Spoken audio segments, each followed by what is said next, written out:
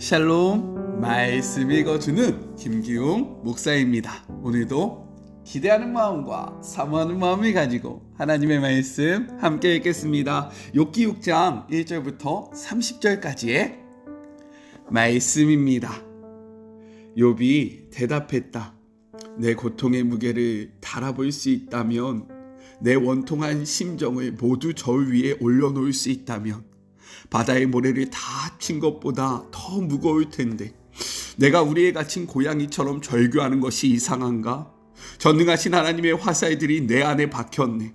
독 화살들이 박혀 온몸에 독이 퍼졌어. 하나님이 이 모든 일을 내 탓으로 돌리셨네. 먹을 풀이 없으면 나귀와 소가 울기 마련이니 이런 상황에서 내가 입 다물고 있기를 바라지 말게. 하나님이 내 접시 위에 담아주신 것이 보이는가? 그것들 앞에서 어느 누가 제정신일 수 있겠는가?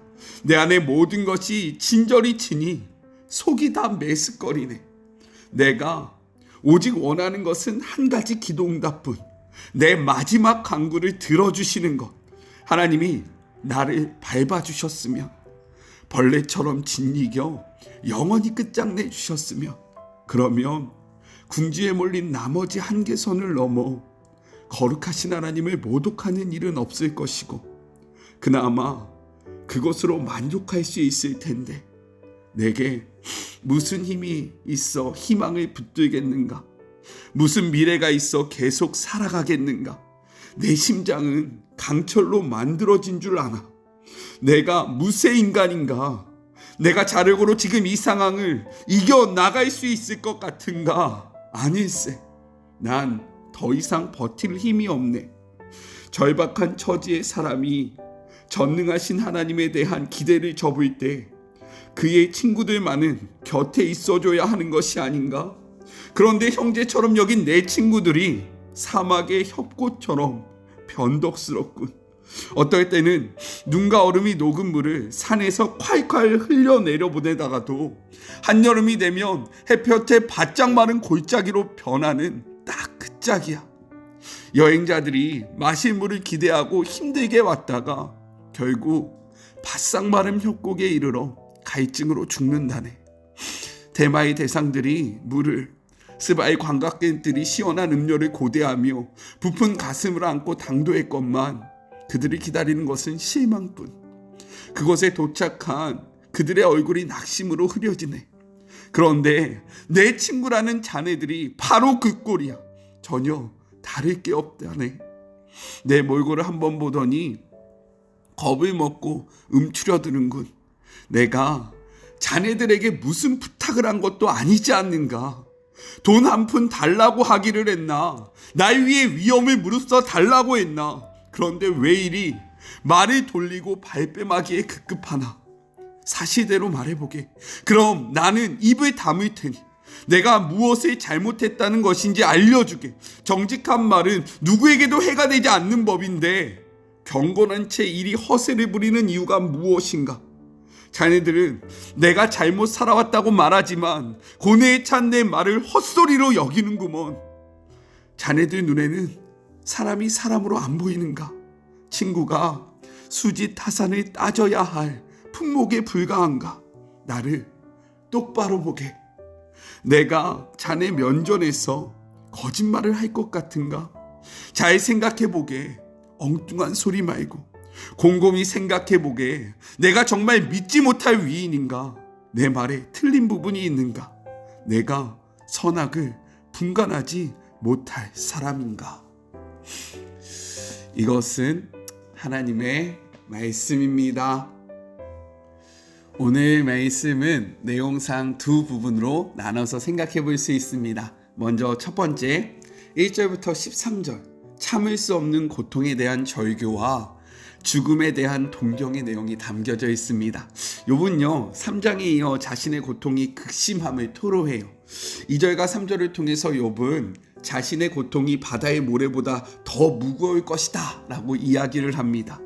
욥이 저울의 이미지를 사용해서요 자기의 고통에, 정말로 자기의 그 고통의 무게가 바다의 모래보다 더 무겁다라고 이야기하는 것은 엘르바스와 친구들이 자신의 고통을 지나치게 가볍게 여김을 것을 지적하고 있는 것입니다.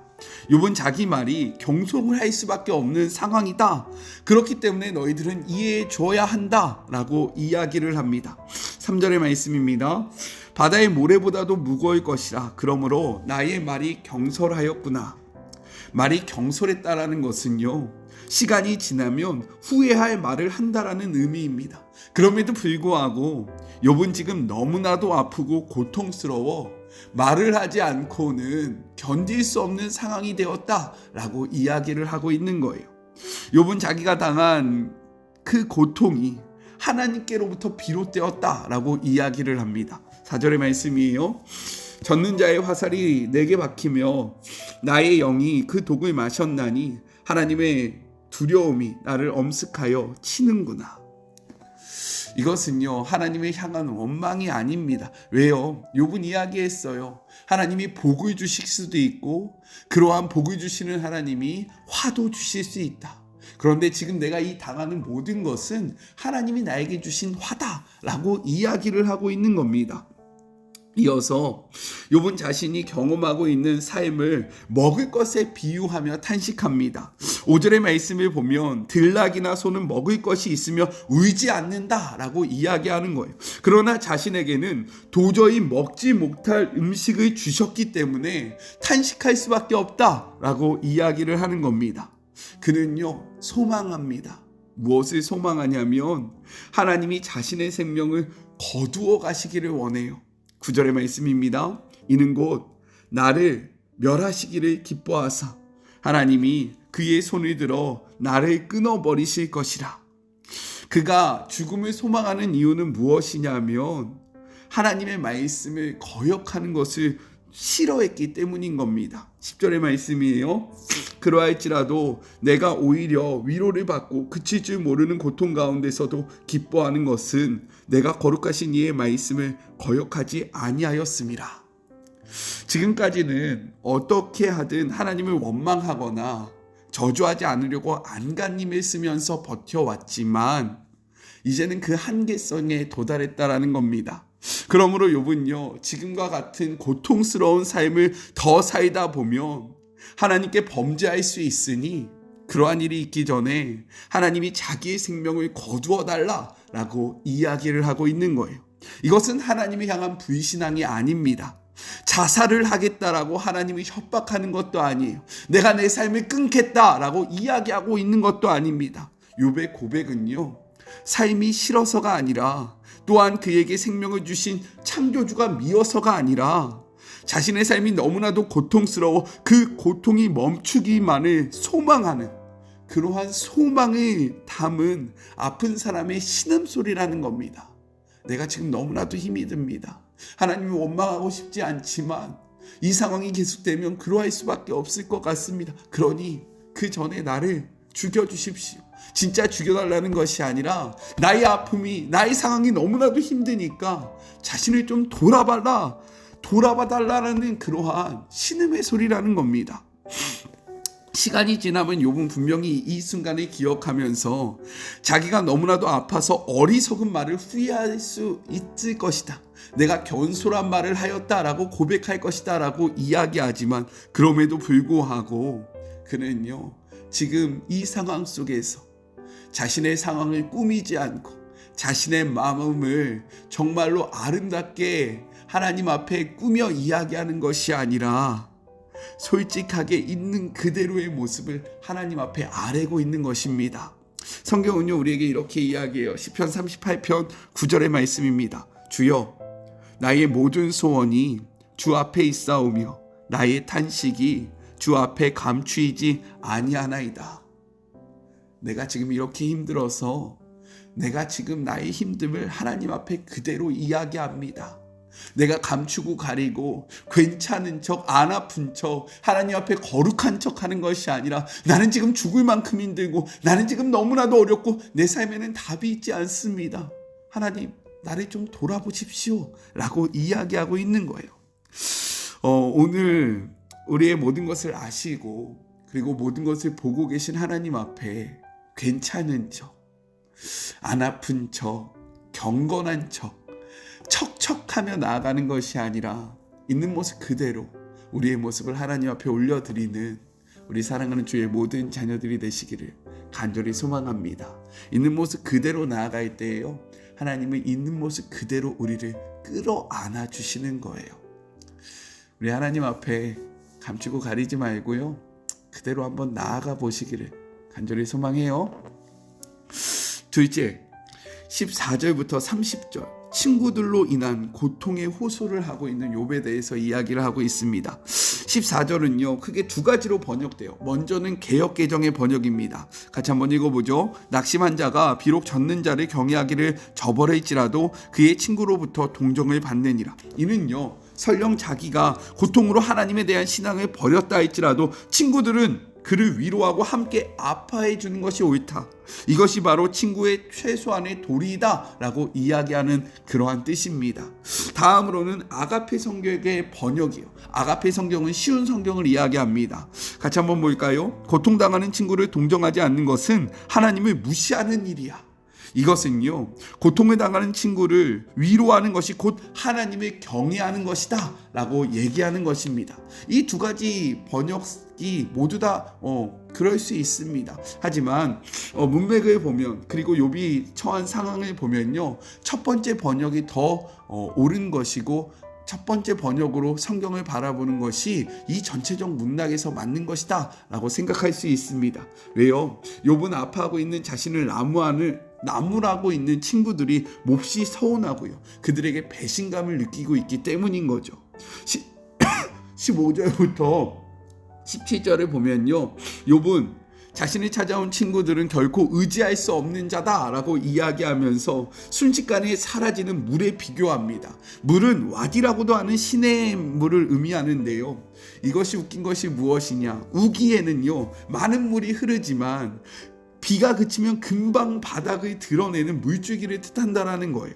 중요한 것은 근동 지역에서의 이러한 계율은 필요할 때는 메말라 있고 필요 없을 때에만 넘쳐 흘렀다라는 겁니다. 욥의 친구들의 우정을요 지금 이 계율에 비교하고 있는 거예요.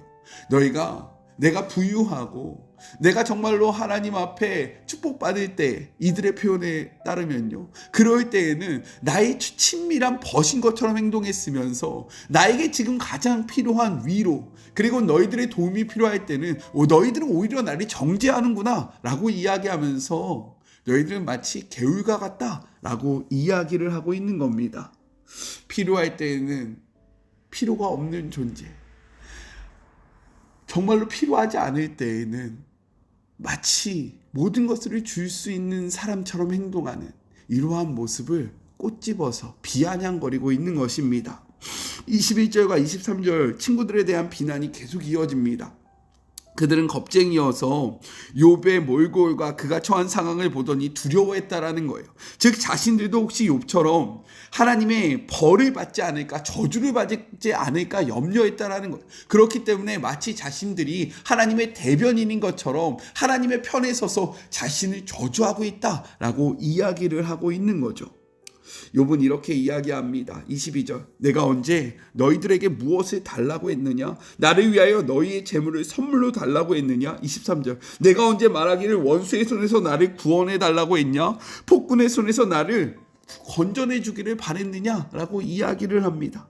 아무것도 원하지 않았는데 너희들은 왜 마치 내가 무엇을 달라고 한 것처럼 나를 멀리하냐? 라고 이야기하고 있는 거죠. 욥에게 친구들은 옳은 말을 했어요. 참 바른 말을 했습니다. 그러나 이것이 욥에게는 너무나도 아팠다라는 거예요. 25절 이렇게 이야기합니다. 옳은 말이 어찌 그리 고통스러운고 너희의 책망은 무엇을 책망함이냐 라고 이야기하죠. 엘리바스는요 욥이 처한 상황이나 하나님이 어떻게 해서 그를 벌하셨는가를 구체적으로 언급하지 않으면서 그것에 집중하는 것이 아니라 하나님의 섭리와 세상의 이치에 대한 원론적인 말로 욥을 정죄했다라는 거예요. 옳은 말이죠. 너무나도 맞는 말이죠. 하지만 이 맞는 말이 욥에게는 씻을 수 없는 상처가 되었다라고 이야기를 하고 있는 겁니다. 이렇게 친구들은요 남을 꾸짖을 생각만 했지 정작 이웃의 아픔과 신음소리를 들으려고 하지 않았다라는 겁니다. 그렇게 28절과 30절 욥은 그들의 이야기에 동의할 수 없다라고 이야기해요. 자신과 그리고 너희들의 이야기가 무엇이 옳은지 변론해보자. 우리 시시비비를 가려보자 라고 이야기를 하고 있는 거죠. 이 말씀을 보는데요, 내가 참 욥의 친구들과 같은 모습을 너무나도 많이 소유했구나 라는 생각을 했습니다. 성경은 우리에게 이렇게 이야기해요. 로마서 12장 15절의 말씀이에요. 즐거워하는 자들과 함께 즐거워하고 우는 자들과 함께 울라. 이 말이 무엇입니까? 그들의 기쁨에 함께 기뻐하고 그들의 슬픔에 함께 슬퍼하라고 이야기하는데, 저의 모습을 돌아볼 때 남들이 기뻐할 때 오히려 그것을 질투했고 남들이 슬퍼할 때 그것을 기뻐하는 모습이 제 안에 너무나도 가득했다라는 거죠.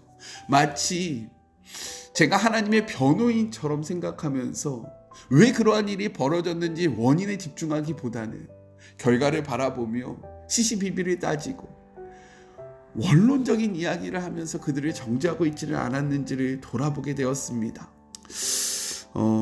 우리요, 이 말씀 앞에 참 인간적인 그리스도인들이 되었으면 좋겠어요.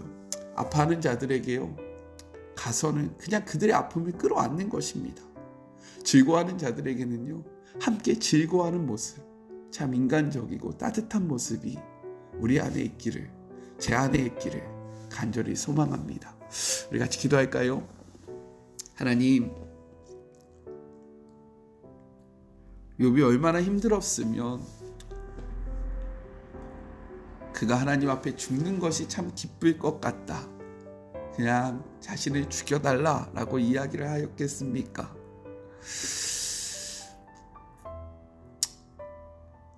우리의 삶 속에서도 이러한 신음하는 자들이 있지는 않습니까? 그런데 우리는 그 신음하는 자들에게 무엇이라고 이야기합니까? 원론적인 이야기를 하며 그들을 더욱더 아픔 가운데, 고통 가운데로 내몰고 있지는 않습니까? 우리에게 누군가를 안을 수 있는 그러한 따뜻함이, 넓음이 있기를 간절히 소망합니다. 세상 속에서 우리가 왜 이렇게 욕을 먹습니까? 욥의 친구들과 같은 모습을 소유했기 때문은 아닙니까? 우리는 어떠한지를 돌아보면서 즐거워하는 자와 함께 즐거워하고 우는 자와 함께 우는 주의 모든 자녀들 되게 하여 주시옵소서. 함께 하실 주님을 기대하며 거룩하신 예수님의 이름으로 간절히 기도드립니다. 아멘. 즐거워하는 자와 함께 즐거워하고 우는 자와 함께 우는 그러한 넉넉함과 따뜻함이 있는 우리 모두가 되기를 간절히 소망합니다. 저는요, 또 내일 만나도록 할게요. 사랑하고 주님의 이름으로 축복하면서 오늘 하루도 힘내세요. 우리 내일 만나요. 안녕. 오늘도 수고하셨습니다.